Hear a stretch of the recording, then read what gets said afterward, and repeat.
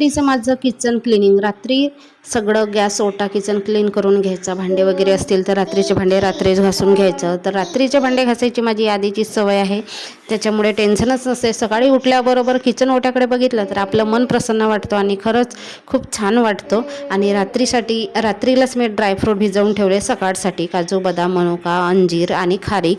रुद्रांशला सकाळी दिली. उठल्याबरोबर त्याने सुद्धा ब्रश केलं, मी पण ब्रश केलं. मी गरम पाणी पिऊन घेतलं आणि रुद्रांशला भिजवलेले ड्रायफ्रूट दिलं, मी पण खाल्लं. आणि नंतर स्वयंपाकाला लागली. स्वयंपाक वगैरे झालं, भात भाजी चपाती.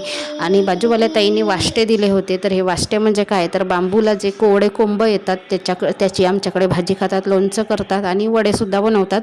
तर भाजी तर खाल्ली होती, तर त्याचेच वडे बनवले. खूप छान लागतात, टेस्टी लागतात आणि ते आपल्याला फक्त पावसाळ्यामध्येच खायला मिळतात काही दिवस ते पण.